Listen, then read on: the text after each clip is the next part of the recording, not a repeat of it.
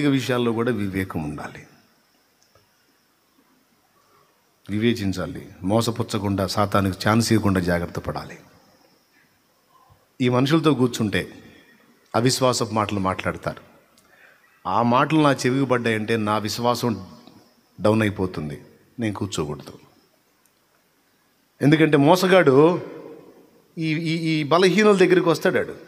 వాళ్ళ దగ్గర నేను కూర్చుంటే వాళ్ళ దిగజారుడు మాటలు, అవిశ్వాస మాటలు, బలహీనపరిచే మాటలు నన్ను పాడు చేస్తాయి.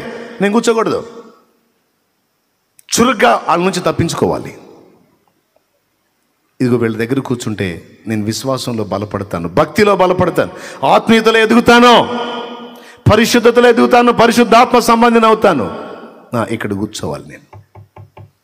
శత్రువు నిన్ను మోసం చేయడానికి ఛాన్స్ ఇవ్వకూడదు. ఈ వీక్నెస్ వాళ్ళ దగ్గరికి పోయి కూర్చుంటే అంత నీరసం మాటలు, నిరుత్సాహ మాటలు, కృంగిపోయే మాటలు. ఎందుకు కూర్చోవాలి వాళ్ళ దగ్గర? ఈ ఓడిపోయిన మాటలు మాట్లాడి ఊరక మనల్ని కూడా దిగజారుస్తూ ఉంటారు. ఆఖరికి కుటుంబ సభ్యులైనా సరే. నాకు అసలు మహా తలకాయ నొప్పి ఈ నీరసం రోగుల దగ్గర కూర్చోవాలంటే. నేను కూర్చోను. ప్రోత్సహించేవాళ్ళు కావాలి, ఎంకరేజ్ చేసేవాళ్ళు కావాలి, దేవుడు మనకున్నాడు అనేవాళ్ళు కావాలి, దేవుని వైపు చూద్దామనేవాళ్ళు కావాలి, దేవుడు సర్వశక్తి గల దేవుడు అనేవాళ్ళు కావాలి. అట్లా అట్లా అట్లా తిప్పుకుంటాం మా మైండ్. ఇంకా వల్ల కాదు, అబ్బో కష్టం, ఇంక చేయలేం, ఆహాహా అనే దరిద్రపళ్ళు తిరగడం నాకు ఇష్టం ఉండదు. ఇంకా చేయాలి, ఇంకా చేయాలి, దేవుని కొరకు ఇంకా సాధించాలి. ఇన్నిసార్లు ప్రార్థన చేశావు, జవాబు వచ్చిందా? ఉపవాసం ఉండి మరీ గోజాడావు, ఆన్సర్ వచ్చిందా? వేస్ట్, రాదు. మోసగాడి స్వరం. విసుగక ప్రార్థించు, పట్టు వదలొద్దు. దేవుడు కదలబోతున్న టైంలో ఆగొద్దు, ప్రార్థన మానొద్దు. ఖచ్చితంగా కదులుతాడు. నువ్వు ఊహించని అద్భుతం నీ పట్ల చేస్తాడు. ప్రార్థన ఆగొద్దు, ప్రార్థన ఆపొద్దు, ప్రార్థన మానొద్దు. ఇది దైవస్వరం. చేశావు, వచ్చిందా? తెగ తిరిగావు, ఏమన్నా అయిందా? ప్రయాసపడ్డావు, ఉపవాసాలు కూడా ఉన్నావు, ఏమన్నా కుదిరిందా? జరగవు, అంత భ్రమ. ఇది దయ్యపు స్వరం. దయ్యం. వివేచించాలి. ఎవడును మిమ్మల్ని మోసపుచ్చకుండా జాగ్రత్త పడండి. హల్లెలూయా. ఎవరు నిన్ను ప్రేమించట్లా, ఎవరు అర్థం చేసుకోవట్లా, ఎవరి స్వార్థం వాళ్ళదే. నిన్ను ప్రేమించే వాళ్ళు ఈ ప్రపంచంలోనే లేరు, ఈ లోకంలోనే లేరు. వేస్ట్ ఇదంతా. చచ్చిపో. నువ్వు చచ్చిపోతే అప్పుడు అర్థమైద్ది ఒక్కొక్కళ్ళకి. నువ్వు చచ్చిపోతే అప్పుడు అర్థమైద్ది ఒక్కొక్కళ్ళకి. ఆత్మహత్యకు నీ మనసును రేపుతా ఉంటాడు. ఎవ్వడు నిన్ను మోసపుచ్చకుండా జాగ్రత్త పడు, తావివద్దు. చావు అనే స్వరం నీకు వినపడితే నువ్వు చావురా సైతానను, నువ్వు చావురా సైతానా, నువ్వు చావురా దయ్యమా. నేనెందుకు చావాలరా? నేనైతే చావును, బ్రతికి ఉండి నా దేవుని క్రియలు వివరిస్తాను. బాధలైతే పడతా, అప్పులైతే పడతా, నిందలైతే పడతా, అవమానమైతే పడతా. నా దేవుని సెలవు లేకుండా ఏదొచ్చిందిరా నాకు? నా దేవుని అనుమతి లేకుండా ఏదొచ్చింది నాకు? నాకు ఇవన్నీ వచ్చినాయంటే ఆయన సెలవుతో వచ్చినాయి. ఆయన ఎందుకు సెలవిచ్చాడు? నన్ను ప్రేమించి నా మంచి కోసమే సెలవిచ్చాడు. ఇవన్నీ నాకు మేలే చేస్తాయి. దూషించారా? నా మేలుకే. నిందించారా? నా మేలుకే.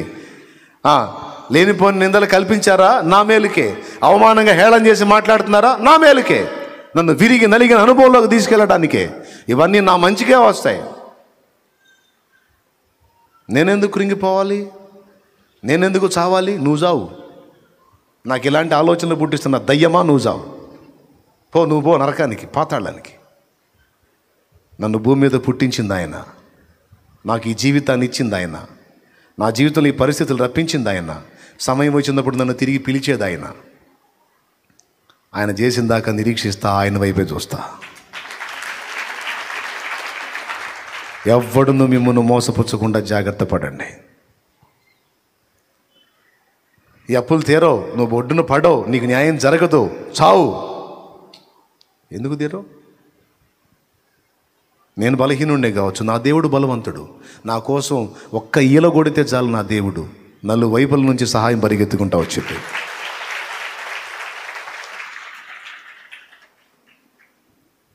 ఈరోజు నీ పరువు అంతా పోయింది, నీ పరువు అంతా పోయింది. ఏంటి పరువు? చాలామంది ఇక్కడే నీ పరువు పోయింది, చావంటే చావటానికి దిగుతారు. నిన్నెవడో ప్రేమించట్లా, చావంటే చావటానికి దిగుతారు. ఏం పరువు అమ్మా?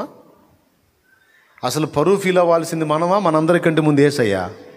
పెద్దగా చెప్పండి అమ్మా. యేసయ్యకి మించిన పరువు ఏడిచిందా నీకు? రాజాది రాజు, కెరూబులు, శరాబులు, దూతలు, మహాదూతల చేత నిత్యం కీర్తించబడే ఆయనే అదంతా మహిమంతా వదిలిపెట్టి తను రిక్తం చేసుకోవడానికి వచ్చి భూమి మీద ఉమ్ములు సహించి పిడిగుద్దులు తిని ముఖం మీద వెంట్రుకలు పెకలింపబడి దూషింపబడి దారుణంగా మాటలు పొంది పిడిగుద్దులు తిని ఎంత అవమానం పొందాడు. ఈరోజు ప్రిస్టేజీ, పరువు, అది ఇదని ఏదో పిచ్చి మాటలు మాట్లాడే వాళ్ళు కొంతమంది ఉంటారు. నా పరువు అంతా పోయింది, నాకు దారుణమైన అవమానం జరిగింది. నీ బొంద జరిగింది.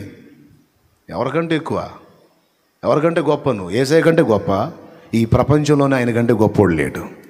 అలాంటి గొప్పవాడే అవమానాలన్నిటినీ ఆనందంగా స్వీకరించినప్పుడు, ఒక అవమానాన్ని నీకు గిన్నెలో పోసి ఇచ్చాడు అనుకో, ఎవరో నిన్ను అవమానపరచడానికి ఒక పాత్ర ఇచ్చాడు నీకు, ప్రభువు నీకు ఇచ్చింది తాగవా? చస్తావా?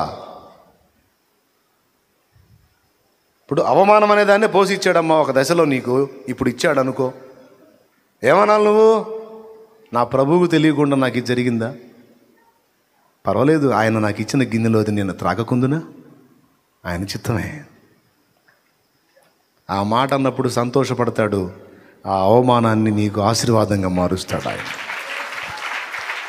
ఎవడు నిన్ను మోసపుచ్చకుండా జాగ్రత్త పడు. కష్టపడి చదివావు, రాశావు, జయం రాలేదు, ఓడిపోయావు, ఇంకా అయిపోయిందా జీవితం? ఎగ్జామ్స్ రాస్తారు కొంతమంది సరిగా రిజల్ట్ రాకముందే నేను సరిగా రాయలేదని వచ్చి ప్రాణం తీసుకున్న వాళ్ళు ఉన్నారు. ఎగ్జామ్ రాసి వచ్చి నేను సరిగా రాయలేకపోయానని ఊపిరి తీసుకున్న వాళ్ళు ఉన్నారు. సరిగా రాయక నువ్వు ఫెయిల్ అయినా, అసలు రాసినా ఫెయిల్ అయినా, అది పోతే ఇక జీవితమే పోయిందా? ప్రపంచ ప్రఖ్యాతిగాంచిన గొప్ప గొప్ప వ్యక్తుల్లో చాలామంది ఈ లోక సంబంధమైన వాటిల్లో ఓడిపోయిన వాళ్ళే, తర్వాత లోకాన్ని జయించిన వాళ్ళు. Praise the lord. బల్బును కనుగొన్న శాస్త్రవేత్త ఎన్నిసార్లు చదువు విషయంలో ఆయన ఘనుడిగా ప్రసిద్ధిగాంచాడా, లేకపోతే పాపం బేదగా ఉన్నాడా? ఇంటికి పంపబడ్డోడు ఆయన. తల్లికి ఎంత అవమానం అండి. కానీ ఏమైంది? ఆయన క్లాసులో ఆయన కంటే బాగా మెరిట్గా చదివిన వాళ్ళు ఏం కనిపెట్టలా, కానీ ఆయన మాత్రం ప్రపంచానికి వెలుగునిచ్చాడు ఆయన. ఈరోజు దీపాలు ఎవరు వాడుతున్నారు? అందరూ ఆయన కనిపెట్టినాయేగా, రకరకాల ఆకారాలకు మార్చుకొని. కాబట్టి ఫెయిల్ అయితే జీవితమే పోయిందా? జాబ్ రాకపోతే ఇక జీవితమే లేదా? చెప్పు. జాబ్ రాకపోతే జీవితమే లేదు. కొంతమంది నాకు జాబ్ లేదు, నాకు ఇంకా లైఫే లేదు. జాబ్ లేకపోతే ఇక జీవితం లేదు. ఎవడు చెప్పాడు నీకు? ఈ లోకం నీకు జాబ్ ఇవ్వకపోతే నా యేసయ్య ఇస్తాడు ఉద్యోగం, శాశ్వతమైన ఉద్యోగం. రా. జాబ్ ఉన్నవాడు త్యాగం చేసి వస్తాడు. జాబ్ ఇవ్వలా ఈ లోకం నాకంటే మోకాళ్ళు, యేసయ్య నాకు జాబ్ ఇవ్వలేదయ్యా అని కూర్చో నువ్వు. ఆయన చిత్తమైతే జాబ్ ఇప్పిస్తాడు, మనుషులతో మాట్లాడి. లేకపోతే ఆడేవాడు నీకు ఇచ్చేది ఏంటన్నా, నేను ఇస్తున్నారా, నా గవర్నమెంట్లో జాయిన్ అవ్వు, నేను ఇస్తాను నీకు పోస్ట్దా, నువ్వు జాయిన్ అవ్వు, నేను ఇస్తాను నీకు జాబ్ అని పిలుస్తాడు. ఆయన ఇచ్చిన జాబ్ ఇప్పుడు నేను చేసేది. హల్లెలూయా. చెప్పగట్టిగా ఆయన ఇచ్చిన జాబ్ ఇప్పుడు నేను చేస్తాడు. నీకు కూడా ఇస్తాడు. అవసరం అయితే కూర్చో ఆయన దగ్గర, మోకాళ్ళు వేసి కూర్చో, డైలీ డ్యూటీ వేసుకొని కూర్చో, అక్కడే కూర్చో.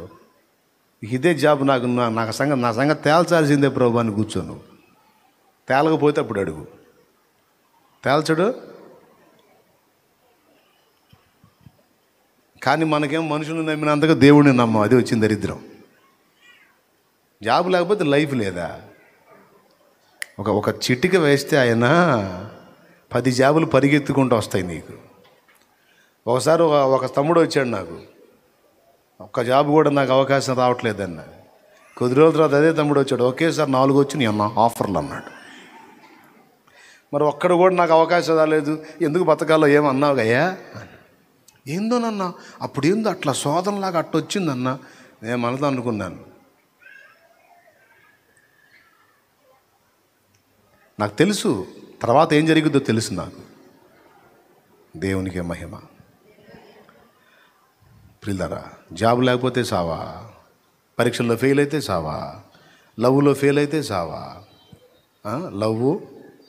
లవ్ అరే కష్టపడి కన్ని పెంచిన అమ్మాయ పోయారు, వీడు చత్తాడు పోయి.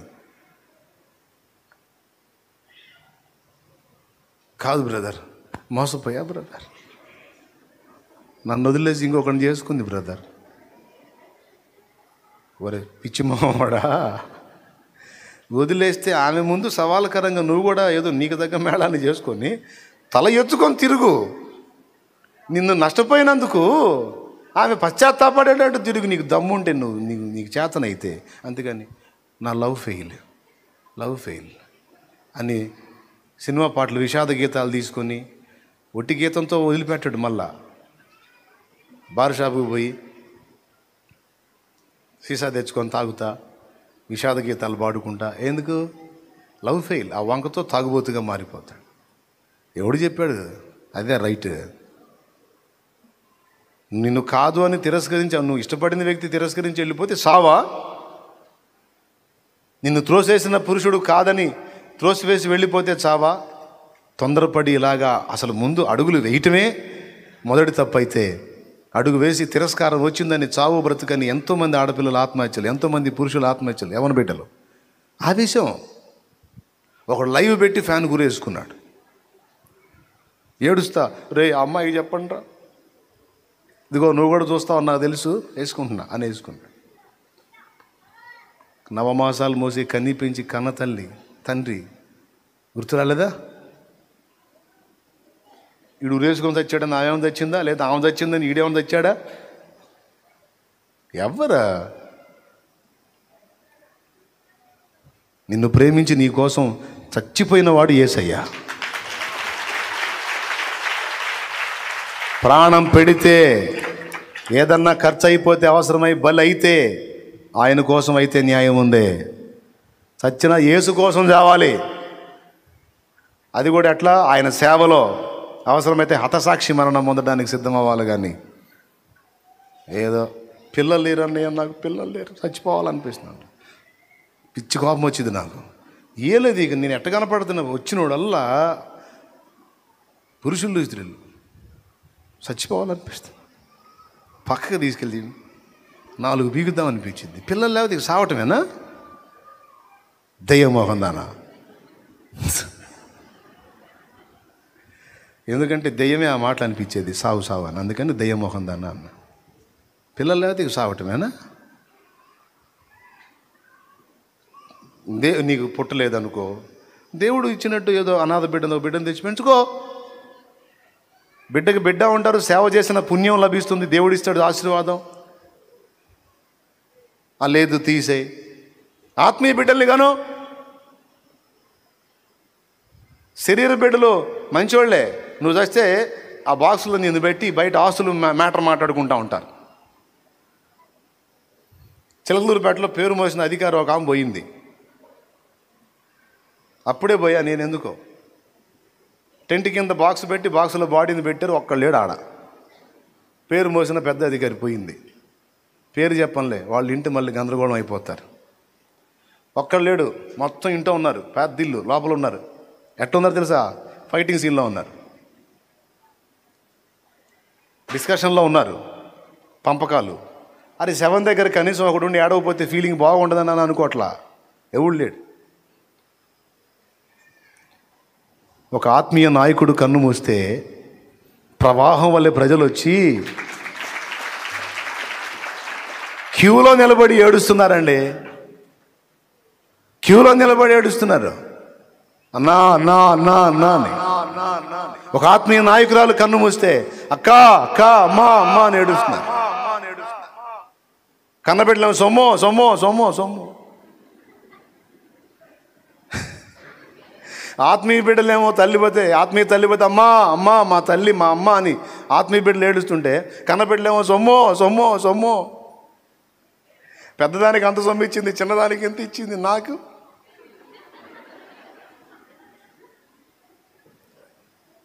పిల్లలు లేకపోతే ఇంక జీవితమే లేదా, ఇక సావటమేనా? ఎవడు మిమ్మల్ని మోసపుచ్చుకోకుండా చూడండి. అధైర్యపడద్దు, అవిశ్వాసులుగా ఆలోచన చేయొద్దు, దేవునికి ఇష్టం లేని మాటలు మాట్లాడొద్దు, ఇష్టం లేని విధంగా ఆలోచనలు చేయొద్దు. జాగ్రత్త పడి మెలకువగా ఉండి దేవుని వైపు చూడండి. అన్నిటికీ చాలిన వాడు ఆయన. ఖచ్చితంగా ప్రతి సమస్యకి యేసయ్య దగ్గర పరిష్కారం ఉంది. నీకు దగ్గర త్రోవ నీకు చూపిస్తాడు. నేనున్నాను కదా అన్నాడు, ఇంకేంది నీ బాధ? కాదులేయ్యా, చచ్చిపోతే తీసుకెళ్ళి పారేసేవాళ్ళు ఉండాలి కదయ్యా నలుగురు. అందరినీ కన్నబిడ్డలే పారేస్తున్నారు. కొంతమంది ఇప్పుడు వేరే దేశాల్లో చదువుతూ ఉన్నారు, వేరే దేశాల్లో జాబులు చేస్తూ ఉన్నారు. వాళ్ళు వచ్చి పారేస్తున్నారా? భూస్థాపన చేస్తున్నారా? లైవ్ చూస్తారంతే, ఇక్కడ చేసేది వీళ్ళు చేస్తారు. నీకెందుకు నేను చెబుతున్నా కదా, నీకు ఉన్నా లేకపోయినా నీ నీ నీ నీ జీవితాన్ని భూమి మీదకి రప్పించిన దేవుడు కడవరి గడియ వరకు నీకు చేసే న్యాయం నీకు చేస్తాడు. కాబట్టి ఏం చింతపడద్దు, కృంగిపోవద్దు. పిల్లలు, యవనస్తులు, వృద్ధులు అందరికీ సాతాను మోసం చేసి కృంగతీస్తాడు. నీ ఊపిరి నువ్వే తీసుకునేటట్టు నిన్ను శోధిస్తాడు. అనేక మందిని ఇబ్బంది పెట్టేటట్టు నిన్ను శోధిస్తాడు. అలా చేయొద్దు. వివేచన కలిగి మెళకువ కలిగి జరుగుతున్నాయి తెలుసుకొని దేవుని వైపు చూసి జాగ్రత్త పడు. కృప మనందరికి తోడై ఉండును గాక. ఆమె పైకి లేచి నిలబడు, ప్రార్థన చేసుకుని ముగిద్దాం. ప్రియమైన దేవుని బిడ్డలారా, ఎవరికి వాళ్ళు జాగ్రత్త పడండి, ఇతరులను కూడా జాగ్రత్త చేయండి. అందరం ప్రార్థన చేద్దాం. దేవా, నీ దాసుని జీవితానుభవంలో కొన్ని సంగతులు, చివరిలో మాకు కావలసిన ఆత్మీయ జీవితానికి సంబంధించిన కొన్ని విషయాలు సూటిగా నాకు అందించినందుకు చాలా కృతజ్ఞతలు. మా బిడ్డల్ని దీవించు, బలపరచు. లైవ్ ద్వారా కావచ్చు, ఇక్కడ కూర్చున్న బిడ్డలు కావచ్చు, ఎవరెవరు ఎంతమంది అందుబాటులో ఉన్నారో బిడ్డలందరినీ కూడా నీ సన్నిధిలో ఎత్తిపడుతున్నాను నాయన. ఘనతలు, సుకీర్తి, దుష్కీర్తులు అన్నీ అలవాటే. నీ కృపతో అలవాటు చేశావు. అలాగే నా ప్రభా, నీవు చెప్పిన మాట ప్రకారం నేను పొందినవన్నీ మీరు పొందవలసి ఉంది, కొన్నైనా అనుభవించాల్సిందే అన్న మాట ప్రకారం మా జీవితంలో నువ్వు అనుమతించే వాటిని నువ్వు ఇచ్చిన పాత్రలోది సంతోషంగా తాగటానికి మాకు సిద్ధ మనసు దయచేయి. ఎవ్వడు మోసపరచకుండా ఆత్మ వివేచన కలిగి జాగ్రత్తగా ఉండమన్న మాటను తీసుకుంటున్నాం. వివేకాన్ని, వివేచనను ప్రసాదించి మంచి మెళకువ దయచేయి. వివేచన ప్రసాదించు తండ్రి. శత్రువు మెల్లగా మా దగ్గరకు వచ్చి వాడు చేసే మోసాలన్నిటినీ ఎదిరించి తిప్పికొట్టి వాడిని జయించడానికి మంచి ఆత్మ వివేచన ప్రసాదించు. మా బిడ్డలందరినీ పేరు పేరున దీవించు. ఎవరు రోగులై ఉన్నారో, ఎవరు బలహీనులై ఉన్నారో, ఎవరు అప్పుల్లో ఉన్నారో, ఎవరు ఆర్థిక సమస్యల్లో ఉన్నారో, ఎవరు చెప్పసఖ్యము కానీ వేదనలో ఉన్నారో, ఎవరు మనుషుల చేత అన్యాయం అయిపోయారో, ఎవరు ఎన్ని రకాలుగా నిందపాలై ఉన్నారు, ఎన్ని రకాలుగా వేదనలు పొందుతున్నారో, ఎవరికి ఏ కొదువ ఉన్నదో, ఎవరు ఏ ప్రయత్నంలో విఫలమయ్యారో, ఎవరు ఏ కన్నీళ్లలో ఉన్నారో, ఎవరు ఏ కేసులో ఉన్నారో, ఎవరు మనుషుల చేత తరుమబడుతున్నారో వారందరినీ చేతిలో పెడుతున్నాను. నువ్వు అన్నావు ఇందాక, నేను లేనా, నేను ఉన్నవాడును, నేను లేనా, నాకు అసాధ్యమైంది ఏమైనా కలదా, నాకు సమస్తము సాధ్యమేనని నువ్వు ప్రకటించావు కనుక నీ పాదాలు పట్టుకుంటున్నాం. మా బిడ్డలందరికీ చెప్పిన విషయాలన్నిటా యేసు నామమున సహాయము కలుగును గాక. హల్లెలూయా. ప్రభువా, బిడ్డల్ని బలపరచు. ఇక్కడ ఎవ్వరు వ్యర్థులుగా ఉండకూడదు, బలహీనులుగా ఉండకూడదు, భక్తిహీనులుగా ఉండకూడదు. బిడ్డలందరినీ బలవంతులుగా చేసి, ఆత్మీయులుగా చేసి, నీతో అంటు కట్టబడిన అనుభవం గలవారై నీలో నుండి జీవాన్ని పొంది అనేక మందిని వెలిగించేటువంటి దీపముల వలె బిడ్డల్ని మార్చమని, వారిని అవమానపరిచి వారిని ఎగతాళి చేసిన వారి ముందు మా బిడ్డల తల ఎత్తండి ప్రభువా. వారి ఎదుట వీరు సవాలుకరంగా నిలబడటానికి సహాయము చేయండి.